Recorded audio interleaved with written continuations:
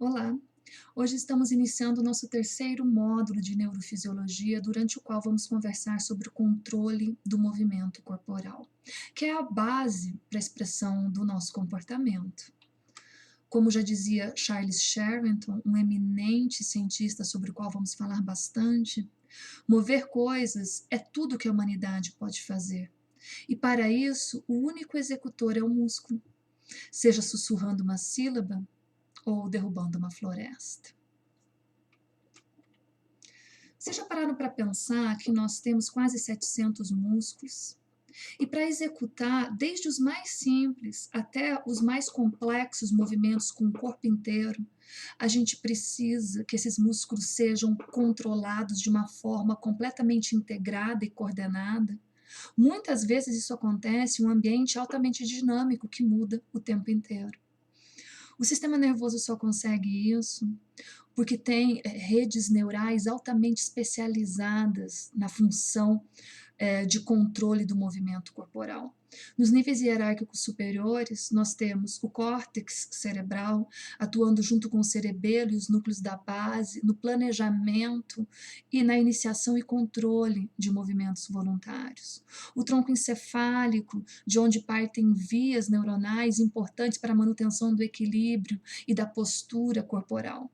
E a medula espinhal, que comunica os motoneurônios que vão inervar os nossos diferentes músculos ao encéfalo, né, através das vias descendentes, e que medeia também movimentos reflexos e movimentos rítmicos, como falaremos ao longo do nosso módulo. A nossa discussão vai ser dividida em três partes.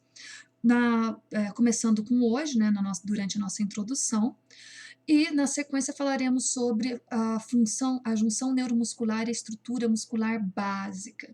Então aqui nessa primeira parte nós vamos dar uma visão geral sobre o controle do movimento corporal.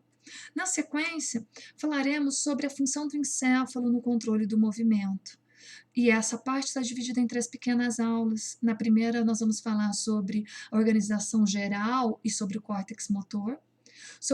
Na sequência, falaremos sobre os núcleos da base e cerebelo.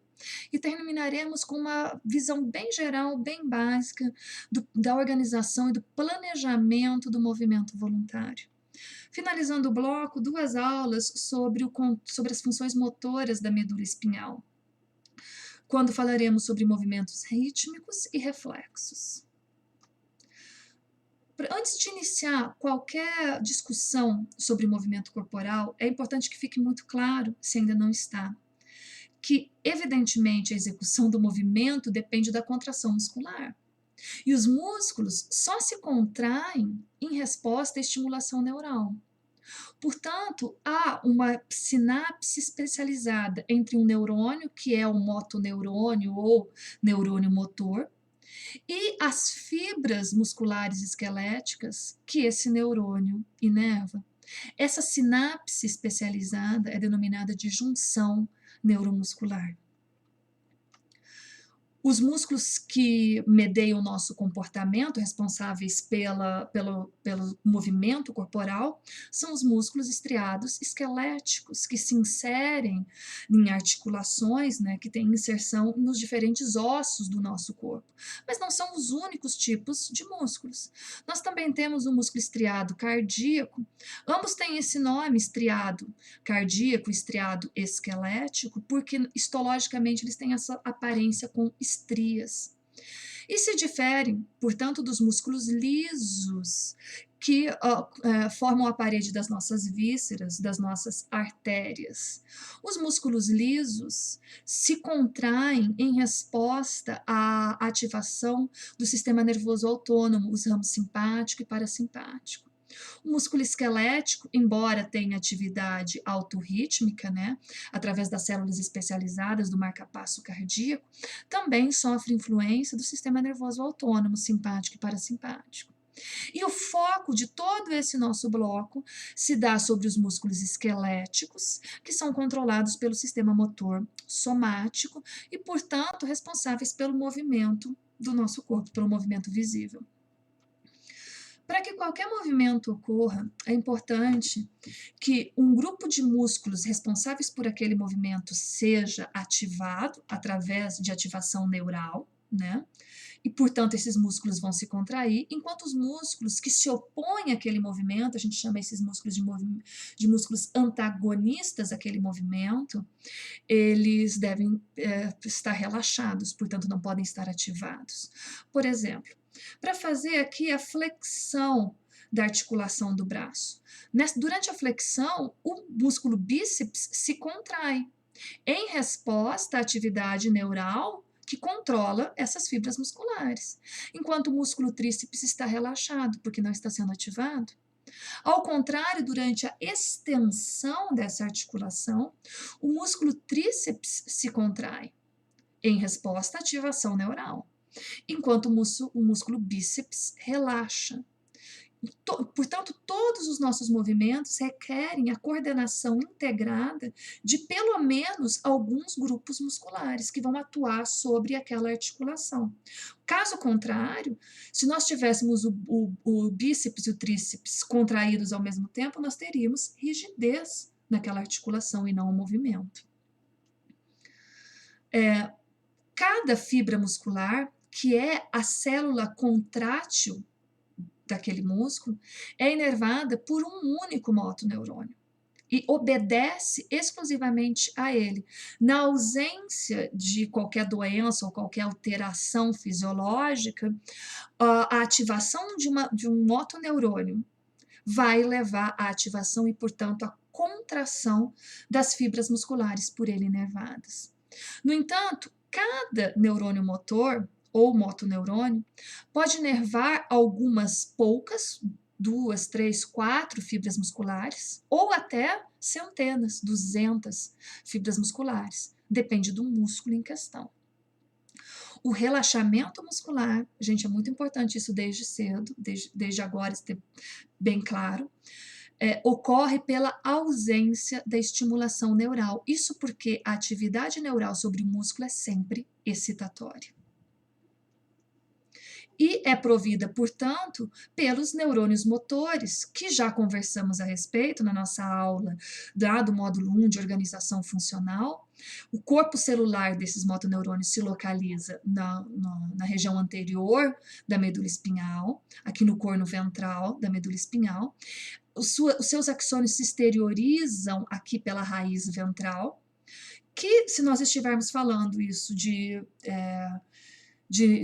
nervos que inervam a musculatura do pescoço para baixo, vão formar um dos 31 pares de nervos espinhais, que são todos nervos mistos, formados por fibras sensoriais, as quais abordamos no nosso segundo módulo, e as fibras motoras, né, que vão, portanto, inervar as fibras musculares nos mais variados segmentos corporais, depende do nervo em questão. Portanto, para que essas fibras musculares se contraiam, esses motoneurônios precisam ser ativados. Esses motoneurônios podem ser ativados por vias neuronais descendentes que partem do encéfalo. Isso é importante principalmente para os movimentos voluntários, mas de uma forma geral para tudo, para a manutenção da postura, enfim.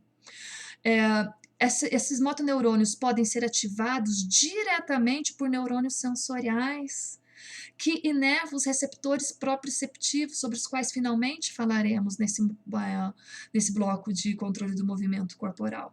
Então, fibras, neurônios sensoriais associados aos fusos musculares e neurônios espinhais, interneurônios da própria medula espinhal, que vão auxiliar, por exemplo, na coordenação da contração entre agonistas e antagonistas, na coordenação da contração entre os diferentes músculos quando aquele movimento envolver diferentes segmentos corporais, porque vários movimentos requerem diferentes segmentos do nosso corpo. E essa coordenação precisa é função de uma intrincada rede de neurônios da medula espinhal. Nós humanos temos 31 pares de nervos espinhais, né? Além disso, na cabeça e pescoço, nós temos 9 dos 12 pares de nervos cranianos com alguma função eferente, seja para controle da musculatura esquelética, portanto, com função motora somática, seja para controle da musculatura lisa, certo? Cada nervo motor desses nervos espinhais vai inervar um determinado segmento corporal, as fibras de um determinado segmento corporal, que se localiza próxima à região onde esse nervo se exterioriza. Vocês lembram que a gente falou sobre os dermátomos? Assim como nós temos um mapa para os dermátomos, aqui representado nessa foto, nós também temos um mapa para os miótomos, que é a região do corpo inervada, que recebe inervação motora de um determinado nervo espinhal. Nós podemos definir os mais variados movimentos que a gente executa em 3 tipos básicos. Os movimentos voluntários são os mais complexos e dependem, como o próprio nome sugere, da nossa vontade, da nossa volição. Os movimentos reflexos são os mais simples deles, falaremos especificamente sobre eles ao final desse módulo, e os movimentos rítmicos, que culminam a características de movimentos voluntários e de movimentos reflexos. Grande parte do que a gente vai discutir desse nosso módulo de controle do movimento corporal advém de estudos conduzidos por Charles Sherrington no início do século passado. Charles Sherrington é conhecido como pai da eletrofisiologia.